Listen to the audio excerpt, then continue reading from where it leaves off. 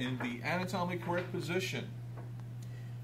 We have the humerus up here. We have the ulna, and the radius is on the lateral side. Ulna medial, radius is lateral. So let's go back up onto the humerus. The tricky thing about the humerus, first of all, is that you notice we have the head of the humerus right here, this big round portion. It's on the medial side. Remember, this articulates with the glenoid cavity. So this is on the medial side. Now, let's take a look at the features on the top part here. So this round part is the head. Then notice there's two bumps. There's this kind of big round bump right here, and then like a smaller, lower, sharp bump right there. Greater tubercle, lesser tubercle. Okay? Head, and then this constricted portion going all the way around. You can see like a line right here. All right? That's the neck. All right? Just call that neck. So head, greater tubercle, lesser tubercle, neck. Now on the anterior side, I go down and I feel this roughened portion right here.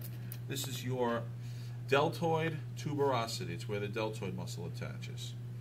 Now, again, remember the head was pointing on the medial side, so I'm going to head down here, and I see this little projection sticking out.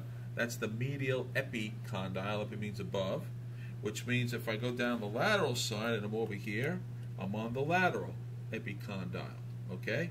Now, working my way across from lateral to medial, I have this rounded projection here, the capitulum, and then I have this sort of sharper one here, the trochlea, and then right above the capitulum on the on the lateral side, I have this little depression here, the radial fossa. It's where the head of the radius would fit into, like this, and then over here I have where the coronoid process of the ulna would fit into. Okay, so that's the coronoid fossa.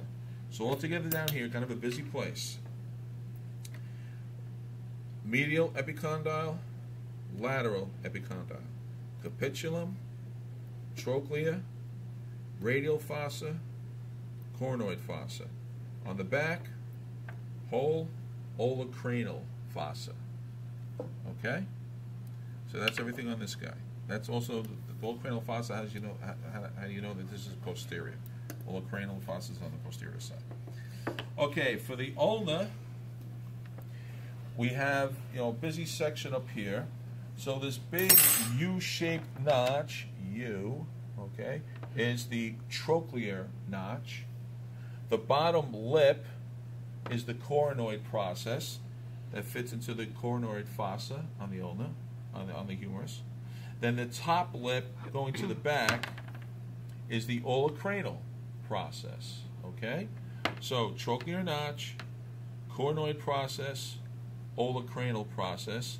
Then over here on the side, you see this flat little section over here on the side? Let me flip it over. Right here, this is where the head of the radius articulates, goes into there. So this is the radial notch. Then head down towards the bottom. It's one of the few times you see a head distal. This round portion is the head of the radius, of the ulna, the head of the ulna. And this pointy guy right here is the styloid process.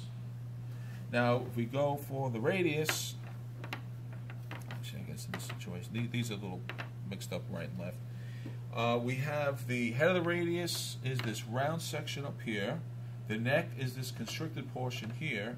And this bump is the radial tuberosity. Then we go down at the end, and there's another styloid process down at the bottom.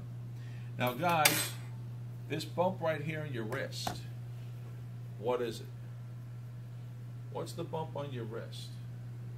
Everyone feel that bump. Now, what is it? How do you figure out what is it?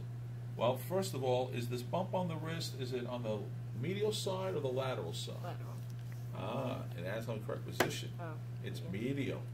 Which bone is on the medial side? The big ulna. That's the styloid process of the ulna. Okay? That's how we figure that one. All right, any questions on that part? We're good. Let's get a hand.